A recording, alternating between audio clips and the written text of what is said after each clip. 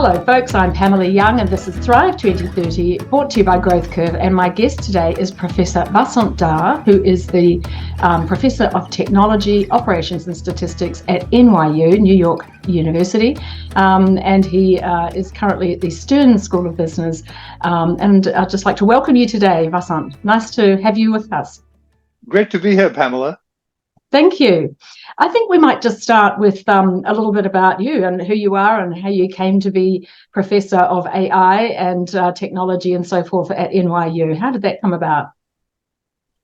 Pure serendipity, as is the case often with things in life. I got into AI in graduate school, strangely enough. In the late 70s, I happened to bump into someone called Herb Simon, who was a Nobel laureate in economics at CMU and one of the fathers of AI. And I met him and a gentleman called Harry Popel, who had been developing the first diagnostic system in the field of internal medicine. And so that was I just, PhD student came along and said, hey, we want to get this guy to offer a course in AI. And I said, what is it? And they said, well, it's about getting computers to be smart. And I said, sounds good to me. And so we went up there and asked him to offer the course. And that's kind of what led me down the path. I'll never forget my first view of an AI system.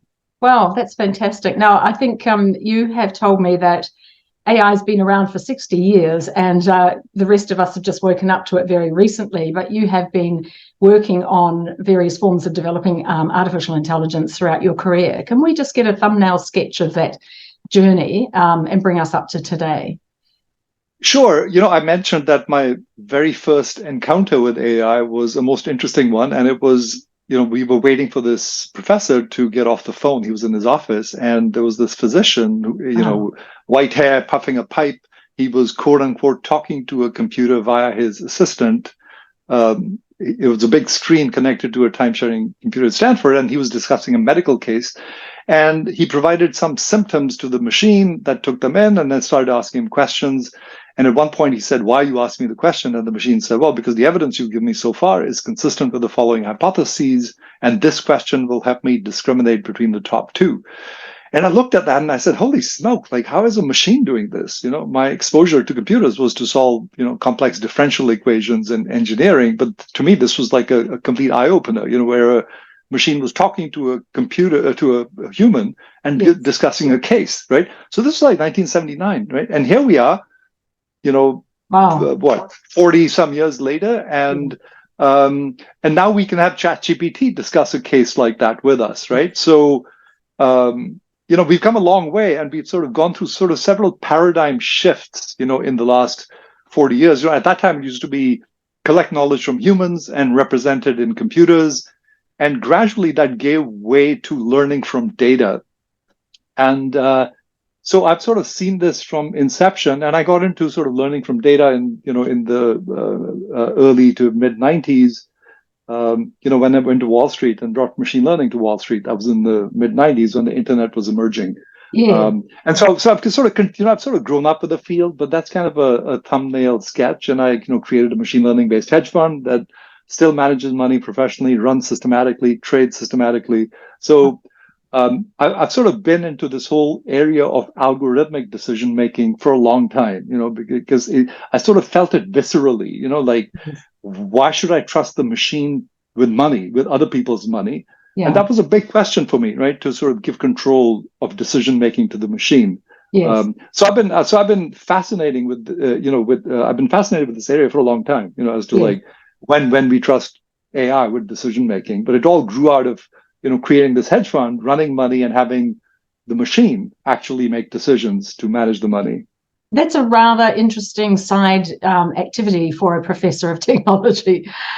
Well, it's not really a side activity, really, right? I mean that is part of my research, right? It's just that it's an unusual one in that most professors don't get to create hedge funds, and so I sort of felt sort of lucky to be able to do that, to actually have my research grounded in reality, where I get a P&L at the end of the day that sort of shows me how good my ideas are. Yes. Why do you think AI has taken so many years, 4 decades in fact, to take hold? Yeah, that's a great question. And I mentioned when I went to Wall Street, the internet was emerging. And so, I remember the early browsers, Mosaic, Netscape, all this excitement. And to me, what it sort of told me was that data was around the corner, right? Internet sort of was emerging. And to me, the world would be awash in data and too much data for humans to be able to analyze. And so machines would have to look at it, right? That was my vision at that time. Yes. It was just, sometimes things just take longer than you think. There were so many other things to do, right? The internet was kind of emerging, maturing. That sort of, that data sort of took a relative backseat, and also the technology was still developing. We just didn't have the same tools and computational power that you have in machine learning now in the 90s, right? So you were sort of more limited in the kind of problems you could address. Yes. So back in the 90s, what was the central focus of your attention at that time? And when did the academic environment catch up to this idea of needing to invest in machine learning and AI in a way that business could take it on, in a way that it could be actually used practically? Yeah, no, that's a great question. My research, in the space was really all about prediction, right? Could you actually get a machine to learn how to predict, right? That was the whole thing, right? That you shouldn't have to program it. It should be able to learn from data on its own and learn in a way that was robust. Now, there was a lot of resistance to this from all communities. Academics, economists hated it. Finance people didn't want it. Didn't want to have anything to do with this. Why did they not strange? Want it? Well, because it wasn't familiar to them, right? Most people were trained in econometrics, in standard regression models, so their training was kind of that era, right? And to be fair, and I sometimes sort of get down on economists, but to be fair, as one of my colleagues said, what troubled them is that you couldn't prove theorems about it, right? Like you could with linear models, right? You can prove theorems, but to me, it was more like looking under the lamppost because the light was there, right? I mean, to me, just because you could prove theorems didn't mean that was the method to use, right? Yeah. So whereas I really saw the power of AI and machine learning relatively early because I had some early successes. I got lucky, right? So I had successes, and I said, you guys haven't seen the light here, and so I just sort of kept plowing ahead, and the rest of the world caught up eventually. It sounds sort of arrogant to say that, but it's true. Not arrogant at all. Sometimes people are just ahead of the curve, and you are, after all, a professor of technology, operations and statistics. So your job is to look ahead and see what's coming down the track, isn't it? That's part of a role of academia, is to anticipate the next the phase and keep ahead of the curve and tell the rest of us what the possibilities are. So as an academic, you might have felt a bit isolated in this thinking if other people weren't catching on. That's certainly true, right? Not just isolated, but I guess like unappreciated. The Bessie professor. Unappreciated. I felt like, why can't you guys see this, right? That even though you couldn't prove theorems about it, it was sufficiently powerful. And of course, when it really began to appear in vision and language and Google and big tech started taking it seriously, then everyone took it seriously, right? Human beings are herds after all. Yes. And if sufficient number of people say something's really important, well, then it's important. So businesses have been using various forms of artificial intelligence and machine learning for a decade now. Even longer. Yeah, some businesses have been using it for longer. Like fraud detection, stuff like that. So yeah, but it's still sort of in early stages. As far as I can see. Yeah. In that the new sort of paradigm, what I call sort of this intelligence paradigm, and I have written a paper called The Paradigm Shifts in AI. It's on arXiv. In this new paradigm, I talk about the fact that what's different about it from previous paradigms is that you have these sort of pre-trained models, right? Earlier, you used to build applications, you used to build AI applications. So if you wanted to build a system to predict pneumonia, you collected the cases from a hospital, you built the system, predicted it.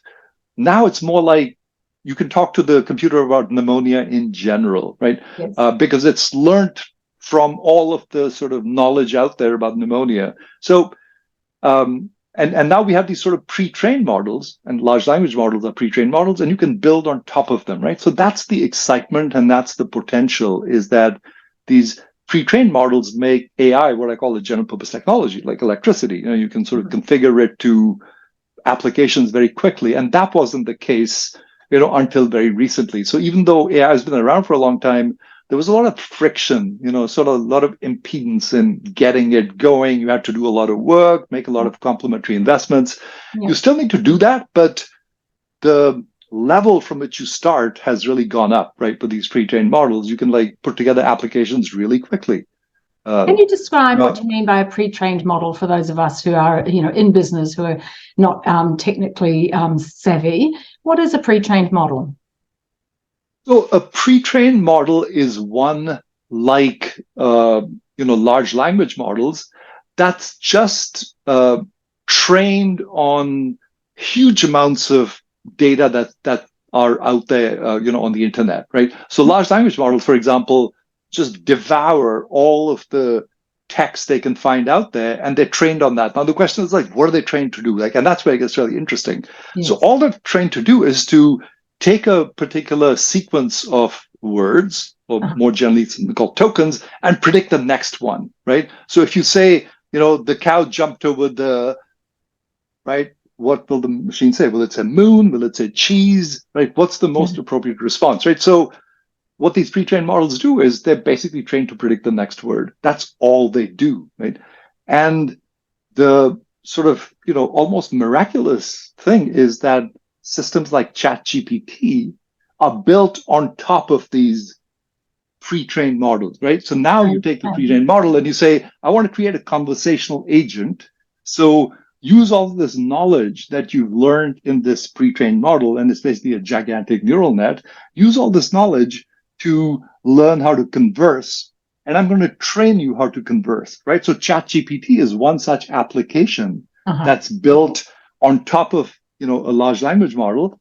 And there's a huge amount of effort that's gone into sort of putting guardrails around it, because if you don't, right, it'll spew out responses that are, you know, will make your grandmother, you know, blush, right? Yeah. So, you know, there are, you know, people in Ethiopia and Kenya, like all over the world, who are like putting guardrails around these pre-trained models to create applications such as ChatGPT. So presumably the quality of the output has to do with the quality of the input. And so therefore, you have to ask, where are they learning this stuff from? If they're getting it from the internet, are they getting it from the right place, the right people? Well, yeah, you know, you're raising an interesting point that can go in several directions, right? So let me point out a couple of directions. So on the one hand, I would say, well, that's a good thing, right? That they just learn from everything, right? You don't have to curate any data because there's just too much curation to do, right? So the fact that they can just go wild out there and just snarf up everything is great, right? They can do that. The trouble with that is that they learn all kinds of things, including things we don't want them to learn, right? You know, things that are just completely socially inappropriate, right? They just learn all of that because humans are socially inappropriate, right? You know, we've got, you know, all kinds of sides to us, including dark sides. So the computer also has that, also has the dark side, right? And we've seen that with, you know, that chatbot that Microsoft released like 6 years ago called Tay, you know, that turned into a, you know, flaming racist in like an hour, right, of being out there. So these pre-trained models are, you know, based on everything out there. That's a good thing. That's also a concerning thing, you know, because the data can be biased. You know, it can be dirty, it can be biased, all that kind of stuff. And so it becomes really important to then somehow debias these systems and make them behave and all that. And that's what it means to really put guardrails around these applications that are built on top of the pre-trained models. But the magic is, and no one quite expected this, is how well these language models that are trained just to predict the next word, how well they do in just sort of question answering, creating new documents, like all kinds of things for which they were not trained, to perform, right? So that's what's like truly amazing about it, is that the AI is now able to sort of learn how to do things it wasn't actually originally trained to do, with sort of very minimal supervision, right? So that's what the real sort of excitement is all about. And that's what I see business leaders sort of scratching their heads about, saying, we got to do something, but what it is that they should do is, far from unclear. And, that's a a couple of weeks ago, I was on this Yahoo Finance segment where we were talking about the, sky high sort of salaries of, AI scientists. Yes. And, and I said, that's true. I mean, a lot of these people are worth every penny that you can pay them. But the more important thing is, what do you do with them, right? Yeah. Even if you get the right people, you have to put them to do the right things. And that's sort of the business challenge for business leaders. I think you're dead right. It is the unknown, and it is all those complexities that people have to get their head around. And so, of course, to reduce the risk for people is to increase their understanding about the benefits, because it's a cost-benefit equation, isn't it? The risks come from the unknown and the uncertainty and the pioneering that they have to do to create opportunity to use AI in their business. So therefore, maybe, to turn that on its head, what are some of the things what are the benefits of AI in, let's say, manufacturing or travel or hospitality, or let's pick an industry or two, and help clarify for people who are listening, how do you apply AI? What does it do? Does it increase productivity? Does it, people are worried that it's going to remove jobs? Does it help them reach their customers better, serve their customers better? Is it an efficiency? So that's a great question, right? And I think maybe what we should do is just draw an analogy with the internet, right? Which was the last time, and I was on Wall Street at the time when the internet emerged, and I see this as sort of a repeat of what happened in 1995, 96 when the internet was emerging, and people were saying, like, what is this thing, right? Are people actually going to transact on it? Will people share credit card information? Will there actually be commerce on the internet? Like, can we trust it, right? Yeah. That's where we are now with AI, but we have a little more experience because AI has been sort of, been around, whereas the internet just sort of, emerged, even though the technologies were there. But the reason I bring this up is because it required thinking out of the box, And at that time when I was on Wall Street, out of the box thinking was, imagine a world where you can settle a transaction instantly, right? That was not thinking in finance at the time, right? The thinking was, there are always mistakes that occur. We need time before a transaction is cleared and settled, because settlement is irrevocable and therefore it had better be correct. And so we need 5 days, right, to make sure that a transaction is correct, right? So out of the box thinking then was, instant settlement? Wow, what's that going to facilitate, right? So it was just a whole new way of thinking and a whole new way of doing business. And it's no different with AI, right? That's what it's really all about. It's a new way of thinking, and it's a new way of trying to envision what the future will look like. And oftentimes technologies break down boundaries, right? So, and we've seen prime examples of that, right? What industry is Amazon in, right? Is it a retailer, right? Is it a tech company? What is it, right? And that's the other thing that technologies do, is that they destroy industry boundaries. So those are the kinds of ways in which business leaders need to think about how AI is going to, transform their industries and just transform the way people work, the way people consume information, the way people are entertained, right? All of those things, all kinds of new possibilities open up with AI. It's a lot to take in at once, isn't it? It is. Yeah, I mean, post-COVID, chief executives, world leaders, national leaders, industry leaders, there is so much going on that has come from the pandemic, and the need to pivot, the need to digitize everything quickly, the need to adapt their organizations to operate from home. And, most organizations are struggling to get people back to work, so they're still dealing with that. organizational change, which leads to massive cultural changes. And because people aren't traveling quite as much, then, if they are, whether they are operating locally or globally, there are these things they have to think about to continue to reach clients, to serve clients, to sell to clients. So you add on top of all those changes that they've had to address over the last few years and are still addressing, to the pace of change in technology. So with the introduction of GPT this year, they're all, probably thinking, crikey, add that to my list. How do I decide what to do first? Because there's so much going on. My concern, exactly. If they don't start thinking about it and get comfortable with it quickly, they might become a laggard rather than a pioneer. You don't want to be a laggard because the pioneers and the early adopters are going to get ahead of you in the market. Don't you think? Indeed. Yeah, no, absolutely. And the challenge really is to, like I said, think out of the box, see how, where the transformations are going to happen. Yeah. What are machines going to be able to do? Like, what will they not be so good at doing? And that's something that I've been thinking a lot about is, what kinds of things will, cross what I call the automation frontier, right? What kinds of things will become things where you just trust the machine and it'll make those decisions for you versus those, where you need human role, human oversight, human insight. And so what's that going to look like, right? What's the new interface going to look like between AI and humans? Because, AI is not going to do everything. It's going to replace a lot of humans, but it's going to make existing humans a lot more productive. And so the question is, how do you do that? Yeah, that's a good question, because world leaders have been worried for some years about not just AI, but machine learning, robotics, Internet of Things.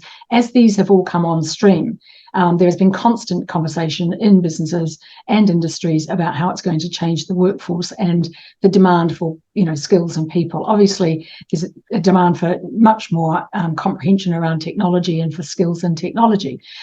But what do you think about the concerns that people have about AI, machine learning, robotics, and other things reducing the demand for people? Are we going to find that in a decade from now we're going to have, say, only 60% of our current staffing load in general? Is that actually going to happen? Yeah, great question. And I ask, whenever I sort of have economists on my podcast, I sort of try and pin them down with that particular question. The one question I asked one of my guests, Paul Sheard, who's an Australian economist, is like, why do you need more than 1,000 companies with 1,000 employees each in the future, basically satisfying the world's material needs? Right? Do we really need more than that? Right? And what happens then? Right? Because that's 1 million people, that are sort of satisfying some core requirements. Like, what are the rest of us going to do? Entertainment, enjoy ourselves? Like, what's there going to be to do? I wish I had a crystal ball. I don't know, right? The traditional thinking is, well, it'll create new kinds of roles, right? As previous technologies have done. And that's certainly true. They'll create new jobs, but I'm less convinced that it won't replace lots of people. I think it will replace lots of things that people are doing now that are sort of, routine or require, a little bit of judgment that the machine can make. So a lot of the, a lot of those kinds of jobs will go away. So it sort of raises the bar for humans. But, that's human evolution, right? That's what human evolution has been all about, for yes. millennia, right? 1,000 years ago, if you knew arithmetic, you were probably brilliant. So, yes. Right. So 10 years from now, and this is what I tell my undergraduate students is that 10 years from now, the expectation of them will be what we currently expect from PhD students, right? That one will expect them to be able to be facile with information, right? To ask a question and go do the research to answer the question as well, right? So that's sort of what I see in the future for humans is, like upping the bar. And, my concern, and this is what I would predict, is that it might create massive inequality in doing that, right? That there'll still be roles for humans, but there'll be sort of low-level ones. And there's going to be a fairly hefty differential, between people who sort of work with and design the technology and those of us that consume it. Over the last couple of years, again, with the push of COVID, we have had a rising of the gig economy, which is people moving into being contracted to work as opposed to holding down a job. The younger generations would prefer to have 2 or 3 contracts so that they've got a more flexible week, and they are less concerned about having a full-time employment and health insurance and all those other things that go with it. This shift in the way that younger people and many people are working, not just young people, but lots of different people at all ages are happy with the gig economy. They are quite comfortable with working virtually, working from home, being self-employed, managing their own time and so forth. So I do think there are opportunities. The workforce is going to change. Entrepreneurs are, there's startups, technology startups coming in most sectors. If you take a look at the fast-growing sectors, there are digital tech startups in most countries, especially the Western nations, across all sectors. So I do think there's going to be a rising of new industries, new ways of working, and those the people in the gig economy will just continue to grow, which means that people who are resisting that are going to find themselves, difficult getting a job. Recently, I was asked by somebody who said to me, "What do I do about this, Pamela? I'm 50 years old. Nobody wants me anymore because my skills are tired." And I said, "Well, retrain, for goodness sake. You might live to 90. And what are you going to do for the next 20 years? Get out there and get yourself some new training. And if you can't afford to train without being paid, do an apprenticeship or something like that." I mean, we do need people, 50 and above to start thinking about the possibilities. So rather than thinking, "I'm now redundant," they could be thinking, "Gosh, how do I get some skills in technology? How do I adapt to this new, environment that's coming ahead?" What do you think? Do you see opportunities for people in the older age groups to adapt to this technology? Is it too challenging for them? I mean, what would you say to them about? I just have one thing to say. 50 is the new 30. Yeah, exactly. That's why I say you're going to live to 90. So you can't sit around getting ready to retire. Yeah, but what I mean is that you are retrainable, right? It's this is not like being 50 years ago. Right? No. Where I would have said, "All right, you're not really trainable," but. People who are like in their 40s today have sort of, they've kind of grown up with the internet, for all practical purposes, right? They sort of, they saw it really early in their lives. So, 50, you're not too far from that. So I'd say, 50 is the new 30. So I'd say, your attitude should be that, you're mentally agile and able to do it, and, I've seen people do it, right? It's just sort of, pivot careers in their 40s and 50s and really sort of get into this. So, yes. To me, AI is an incredibly exciting space, and there's room there for all kinds of people, not just programmers, right? There's room. It's a growing space. So I'd say, that's where the puck is headed, right? That's where I'd be going. Yes. And so what about moving away from individuals? Let's talk about nations. Can these new technologies help emerging nations to leapfrog in their development, to move ahead much more quickly by adapting the new technologies and not sort of following a linear path? Absolutely. Absolutely. I mean, you hear of like applications of, let's say, companies doing, medical drone deliveries in Africa, but, stuff like that, right? Where, it might take 12 hours to deliver, drugs to someplace, where you need them in the next, hour. And you can do it via a drone, right? Where the drone has sufficient intelligence and capacity to do that kind of stuff, right? So, yeah, absolutely. I think we are only limited by our creativity. Well, and of course, what technology can do, but the technology is now able to do a lot of things, and I think there's huge potential for developing countries, to use AI to, do things that just weren't possible, before this. Yeah. So this year, 2023, ChatGPT has come on stream. What does that mean for most people? What's the opportunity? Well, for most people, it's just a lot of fun, right? That's what's different, right? We could never talk to a computer before this, right? I mean, I'm sure you've seen, type something and, comes back at you with like bad command or file name, or error 404, right? Or Yes. something like that, right? A lot of those. So, right. So this is fun, right? It is You've fun. got a computer that can talk to you, and Yeah. that was never the case before this. So that's what's really gotten the world's attention, is that, hey, we can finally talk to a machine, and that's a huge step, right? That I think should not be underestimated, because we've gone from an era where we have to talk to machines in their language to one where we can talk to them in our language, right? And they still understand. And that's huge. So at the moment, people are just having a lot of fun with it. But there are also some really sort of shady applications that have, come up, like deep fakes, deep porn, like all these sort of, like we were talking about earlier, the dark side of humanity, right? So there's all of that stuff going on. But people are just sort of having fun. I mean, it's sort of like the Wild West days of the internet, right? Remember how many search engines there were? Excite, Alta Vista, Lycos, right? And, it was really like the Wild West. You'd see a shack go up and a new search engine.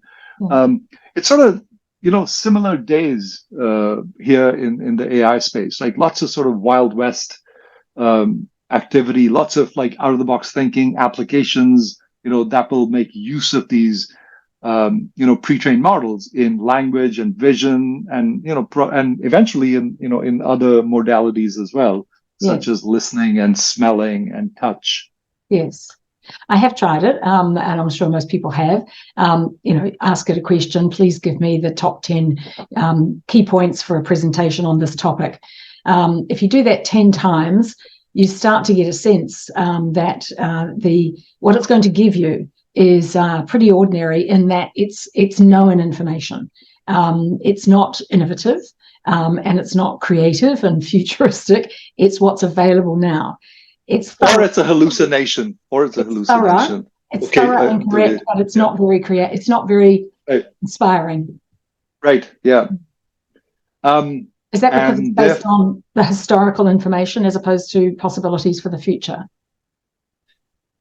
So, I sort of, I see what you're saying, right? That, after a while you get a sense of like, what it's going to do and what it's going to say. And some of it, by the way, is because people have put guardrails around it, right? So I tried to get ChatGPT to write me a rap poem, right? And its initial response, oh no, I can't do that. People will be offended. And I said, come on, dude, like this is a regular art form now, isn't it? And well, yes, you're right, it is. I said, well, then write me a poem. And so it said, okay, here we go, right? And it wrote this like terrible poem.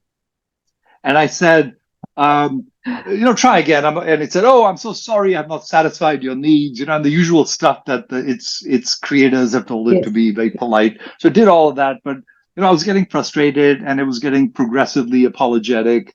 And then I realized that and then I said, try something with no rhyme, right? I don't want a rhyming poem, right? Take out the rhyme in your verse, right? And it said, all right, here we go. And it give me something with the rhyme again. And so I realized that to ChatGPT, a poem means something that rhymes, right? It just wasn't able to tell me that, right? Which actually gets at something really interesting about these models, which is that we don't know what they know. And even they don't know what they know. Right. So, so if I ask ChatGPT, by the way, like for you, does a poem mean that it has to have rhyme, right? It has to then introspect and look, in itself. And it's not so easy for it to do that, right? So ChatGPT doesn't sit around at night saying, like, let me think about things, right? It doesn't have that kind of, consciousness that we do. It's just constantly, updating its weights of the neural network or something like that, or building new guardrails around it. So I see where you're coming from, is that, it's not going to sort of give you, necessarily creative out of the box thinking. Yeah. On the other hand, it's going to do a hell of a lot of stuff. Like, I don't know if you've been watching the US Open. Right? Have you watched the US Open? Yes. So the US Open is actually a great lesson for business leaders, interestingly, right? Because the US Open is when IBM sort of shines, right? Because they've got Watson and 10 years ago, I wrote this article about Watson, and I and I wrote about why IBM should make Watson into a conversational agent that should be deep, and talk to you, and it could be a competitor to Google, right? So this is 10 years ago. I wrote an article in Wired magazine, and for a while there, I was IBM's best friend because and this was during the U.S. Open. Yeah. And 10 years later, we're at the U.S. Open, and Watson has evolved. Now, I mean, to me, Watson's been a colossal kind of flop. In that IBM really hasn't managed to monetize it because they just messed it up like they often do. Sorry to be harsh.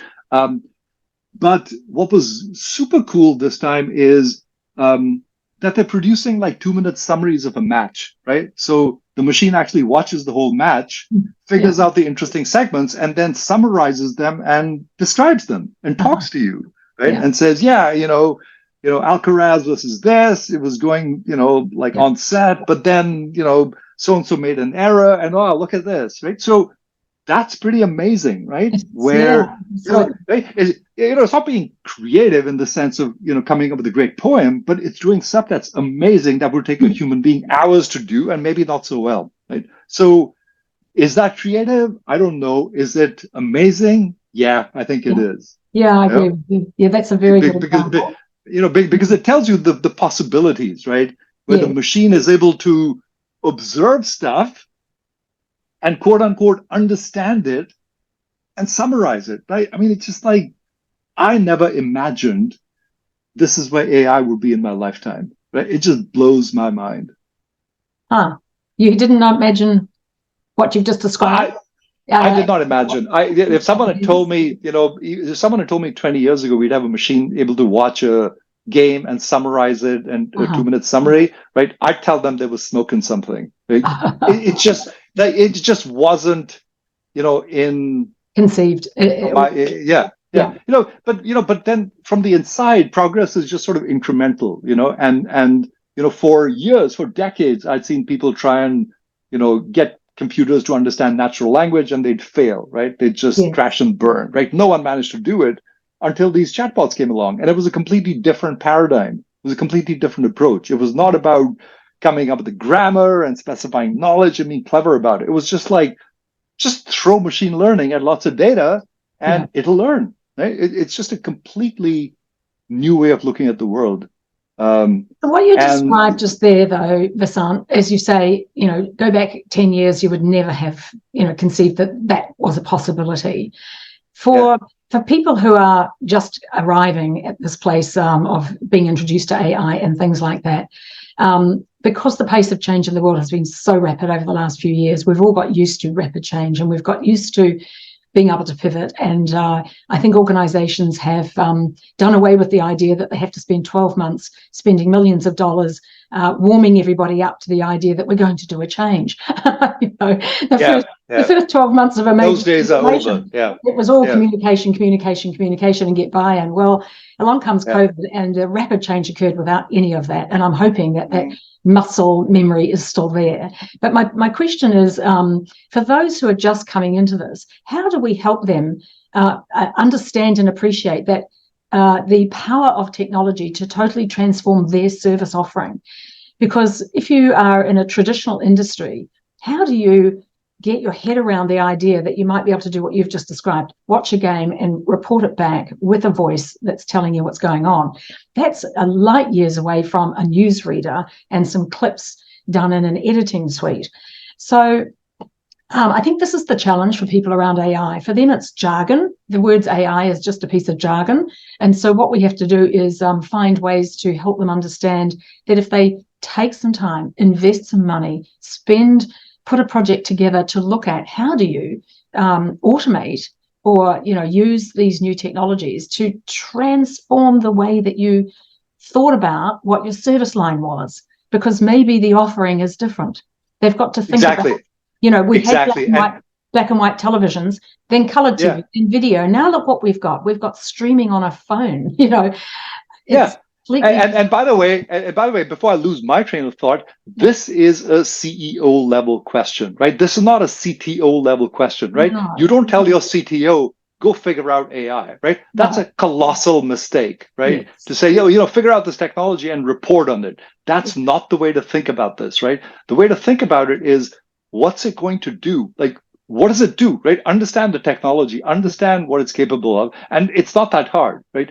The example I just gave about like watching a match and summarizing it, that's here, right? This isn't the future. It's already here, right? That's right. And if that's relevant to your business and you're not doing anything about it, you're not going to be in business. Yes. Right? It's that simple, right? So this is a CEO level problem, not a CTO problem, and they've got to get their heads around it and work with their technology people to really create solutions, for the future of their business. Absolutely. And I think that's where the rubber hits the road, isn't it? If they're not doing it, they may not be able to survive. They may not be here in 2030. Their competitors will move forward. It's not just about efficiency. It's about meeting the demands of, customers for accessing better information, better services. And with the future generations, if you think of nations that have got large youthful populations, like Vietnam and India and, other Asian countries and fast growing countries like Brazil, those nations are going to be the future generations of those nations are really going to be asking for this new technology in terms of the way that they want to buy services and goods, and also the way that the organizations they want to work with. They don't want to work with tired old has-beens that aren't up to speed with the new technology. So the rubber's hitting the road because chief executives and business owners have to really stop right now, don't they, and take this in. And as you say, it's absolutely not something to be delegated to a chief CTO. No, and what's more is that the pace of change is an order of magnitude faster than it was when the internet emerged, right? When the internet emerged, things were moving a lot more slowly, right? Now there's things just moving at lightning speed, right? Yeah. I mean, every couple of weeks, I'm amazed to see some new functionality, right? The one I described with the US Open, it's like, whoa, like I didn't know this was already here, but it is. Yeah, it's exciting, very exciting. And so I suppose that let's just talk a little bit about the intersection between these new technologies. So AI, machine learning, Internet of Things, robotics, all these things that have come up over the last few years. What should the owners and chief executives of businesses be looking to understand in terms of how these things work and operate together? I think what unifies. Is that a dumb question? I think what unifies all of these is data. Right, the underlying sort of, what's common about all of these things is data, right? I mean, to me, they're all sort of manifestations of data, and they're all amenable to, sort of machine learning and AI. I use machine learning and AI sort of almost interchangeably, although machine learning is a subfield of AI, but it's really sort of the primary driver of AI, and I sort of view AI as now sort of being pretty encompassing, in terms of sort of the use of, these pre-trained models, right? So that's what I see as different, right? That now we've sort of gone from AI as an application to AI as a general purpose technology, and it applies to all of these things, right? It applies to all these areas that you're talking about. Yeah. So really, that sort of point about how it's got to be in the domain of the chief executive and the top team, obviously. What I'm wondering about is, because AI is something that we can all use ChatGPT, and that new application of the US Open that you've given us, it's almost like everyone in the workforce needs to be thinking about how to use these technologies to adapt what they do in their job. So rather than leave the innovation to the technology team, we need for people generally in their roles to have an awareness and a sort of a curiosity about how they can modify the way that they deliver goods and services. Yeah, so the innovation and the responsibility for looking for possibilities and ideas wouldn't just stay within the IT team. It needs to be exactly business. Right. Yeah. And it's interesting you asked that, and I'll draw the analogy with the US Open and all the IBM ads I'm seeing, which are really all about AI, right? About how AI can, change the business. And we've got it. Like we've got the tools. We can come in and we can instrument your company, and all these amazing dashboards show up and all that kind of stuff. That's great. But this is not a technology for a solution, right? Yeah. Just because you bring AI into your company doesn't mean you're suddenly going to be successful. right? Yeah. Just because you've got dashboards and all that kind of stuff, because some company has come and sort of put these things together for you, means that okay, you've got the information infrastructure, but that doesn't guarantee business success, right? You still have to think about what the business objectives are and how things are going to change and how you're going to integrate the technology into the business, right? That's the $64 question. Yes, exactly. So there's an opportunity here for advisors and service providers, people like consultants, accountants, venture capitalists, private equity companies, the people who are supporting owners to grow their business. There's an opportunity for them, isn't there? If they can think about how they can modify their own services to provide this advice to owners of businesses. Absolutely. And you're seeing that already, right? Outfits like McKinsey have like a whole AI center. They have a whole, they've infused it throughout their practice, all of the big four. There are lots of smaller consulting companies and service providers that are doing the same thing. So yeah, absolutely. I mean, there's a big opportunity here for people with experience, to go and add value. What do you think is the time frame? What do you think is the time frame for having to get up to speed with this before another innovation comes along, before another new technology pops up and makes AI not redundant, but less of not so current, because there'll be something else that's going to come? What do you think is the time frame? Is it 2 years, 5 years, 10 years? Well, I don't know what you mean by the time frame, but the time is now, right? And to me, these are the early innings of AI, right? I don't see sort of a technology called BI replacing AI, in 5 years, right? Whatever BI means. I think AI is sort of still in its early innings. I think it's got a long ways to go, which is why even I mean, we're talking about people who are thinking about how to retrain themselves.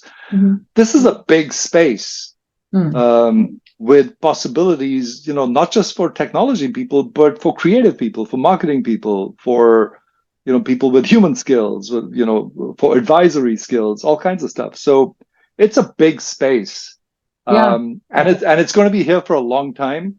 But the time to start is now. Yes. What are some of the questions that you are putting to your undergrads? What are some of the future discoveries that you're hoping to uncover with your learning with that group? I mean, you said before that you tell them that in a decade from now, they're going to have the skills and qualities and capabilities of someone who might have a Ph.D. You give them a question and they've got the capability of doing the appropriate research to come up with really great answers. So I'm just trying to get a sense of what are some of the unanswered questions that have yet to be. That's a great question, and and my answer might sound trite or banal, but I really advise them to sort of sharpen their critical thinking skills, whatever that means and however they do it, right? So, for example, I always advise people to, study philosophy because, philosophy teaches you how to ask questions and what's an interesting question or what's the right question, or, why is one theory better than another, right? It sort of gives you sort of these meta level skills, right? Not just like what is Newton's law, right? It's more like how do you think? And then I sort of, in half jokingly, but it's not a joke, suggest that they learn how to work with information, right? Because it's important to sort of know the language of our future overlords, is the way I put it. But so it's a good, it's good to hone up those kinds of skills, right? Because then you've got the hard skills, and then you've got critical thinking skills. And that's how I engage, undergraduates or graduate students in, research projects, new kinds of projects. It's all about, critical thinking, right? Being able to ask the right question and then being able to answer it effectively.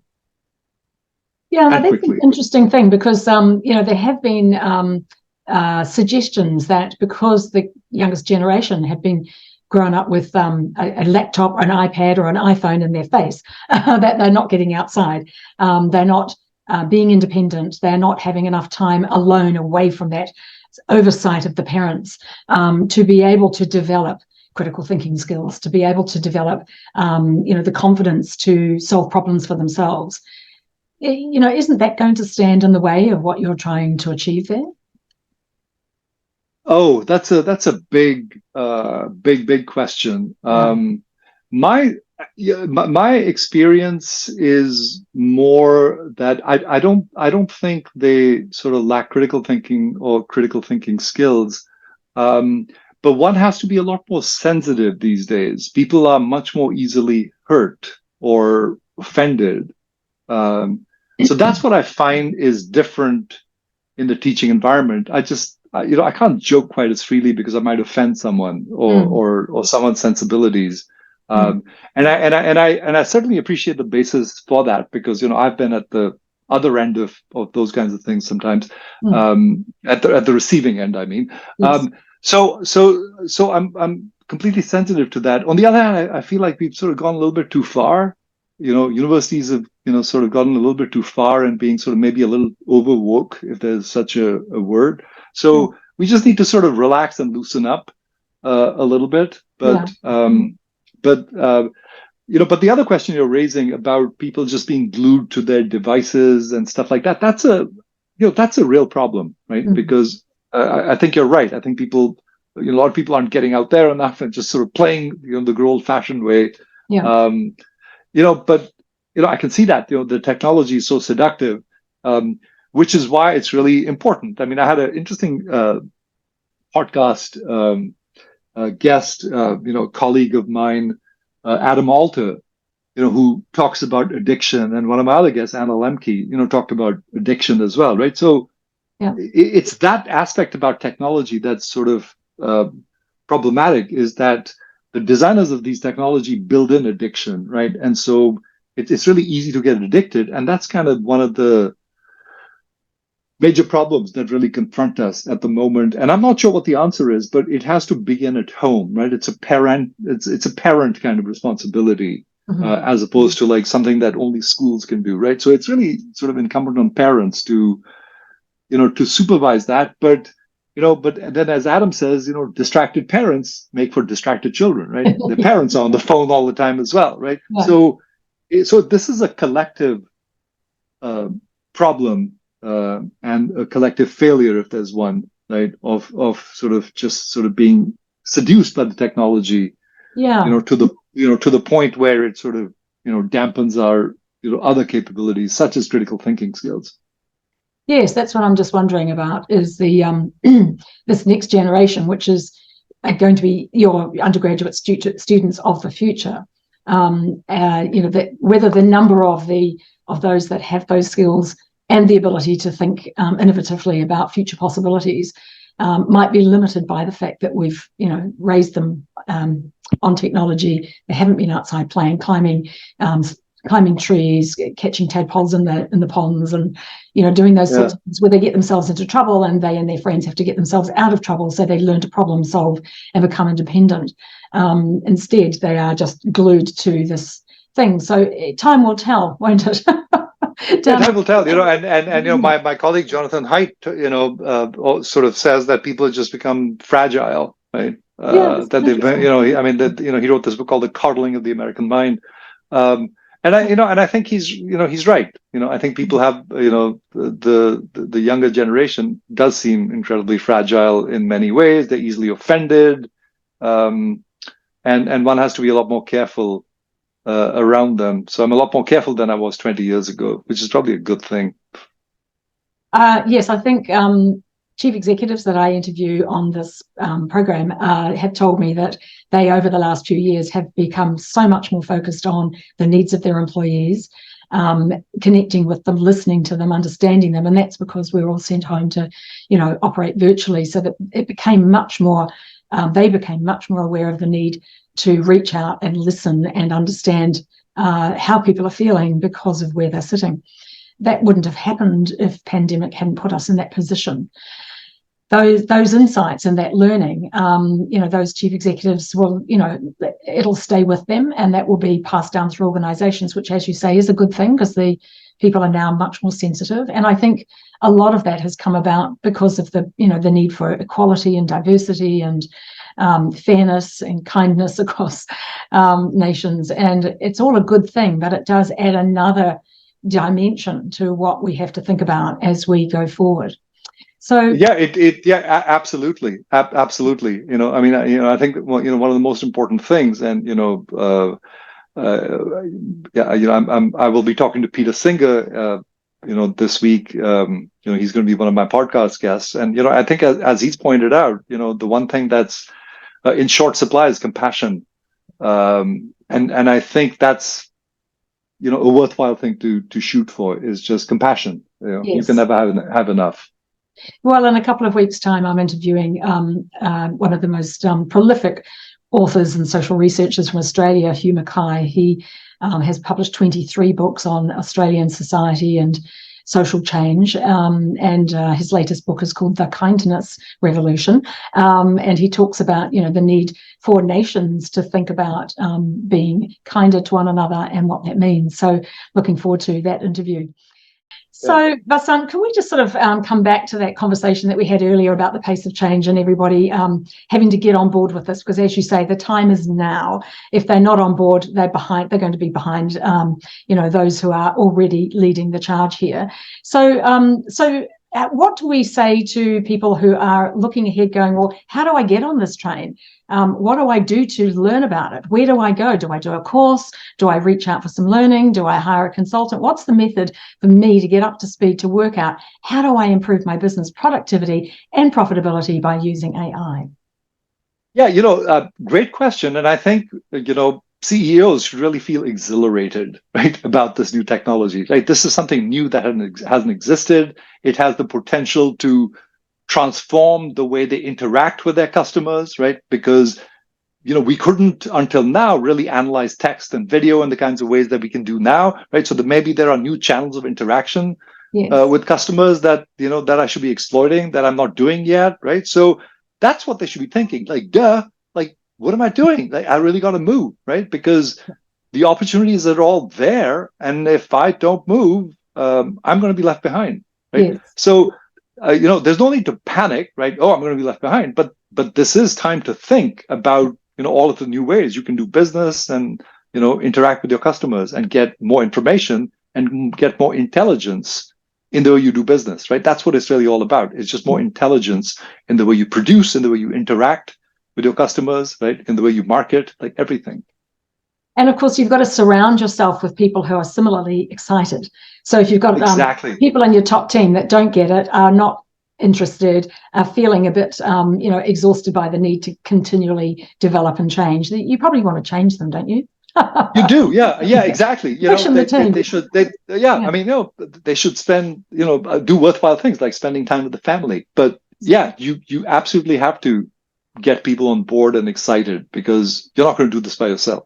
No. And I think, once you get excited and you can see the possibilities, then that catapults you forward, doesn't it? It motivates you to want to get on, invest in the technology, buy the new software, get some more equipment, do some more training. I've been doing that over the last 12 months, putting some of my work onto online programs, and that's been so exciting. I've had to do a number of new courses. I've had to retrain and then build some new skills and capabilities. And now I'm in a very different place, taking, solutions, consulting and coaching solutions online to clients. And that past 12 to 18 months doing that has really motivated me into a whole new level of performance. And I think owners of businesses need to be thinking about getting them and their top team into that space, don't they? Exactly. And top team, and it means pushing your tech people as well, right? Because they want to be pushed. Yeah, right? Of course. They want to be challenged, right? You want to be able to tell them, show me this new way of interacting with clients using this new technology. The US Open is using it. Why can't we do it? Like, show me. Like, why don't we have the capability, right? So you got to push them and they'll produce. Are there any pitfalls? What are the downsides of rushing into the use of AI? Have you seen any disasters that we need to be aware of? Well, I mean, I wouldn't say that there are pitfalls in rushing into AI. I think the pitfalls are not doing it well. Okay. In not knowing what you're doing, or not being clear about your objectives, or not being clear about how it's going to transform the business. I think if there's murkiness in those business objectives and you say, well, we'll build it and it'll happen, that's risky. I wouldn't advise that. No. Vasant, it's been really great having you talk with us today, because I know a lot of people are very interested and excited by the possibilities, and also concerned. And you've answered, given lots of ideas today about how they can approach this. But before I let you go, there's one last question that I put to everyone that I interview on Thrive 2030, and it's this: if you found yourself sometime in the future promoted to a role called CEO of the world, what would be the 3 things that would be on the top of your 100-day list to attend to? CEO of the world. Yeah. So you're talking about like CEO of like one of those, the CEO of the company that runs the 1,000 companies that run the world. What are the big issues that you think we need to address? What would you make priority to put on, your 100-day list, and so say to your top team, now come on, these things must be attended to in order for us to address what's the biggest challenges in the world? When you phrase the question that way, right, CEO of the world, I think it presupposes that we've sort of managed to sort out our petty, national or international differences, right? So I think if we've sort of managed to sort those out, then then it really becomes a question of like, what's the best way to innovate for the betterment of humanity, right? And to me, that will be the question, right? How do we really innovate, for the betterment of everyone? Yeah. So that would be a great problem to solve. Yeah, I think your first point is very appropriate, which is if we get over ourselves and work out how to work cooperatively so that we are in a position to nominate a CEO of the world, which is to let go of the power struggles between major players in the world. I think that's a really great observation.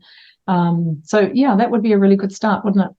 Thank you. Yeah, because then we will have freed ourselves to pursue more noble objectives. Yes. Yeah, more noble objectives. Well, look, Vasant, it's been absolutely fantastic having you talk with us today. Really appreciate your time. My pleasure, Pamela. Great chatting with you. Great questions. All the best. Thank you so much, Professor Vasant Dhar from New York University, Stern School of Business. Thank you so much for having the time with us today. Thanks, Pamela. Bye for now. Take care. Bye. Take care.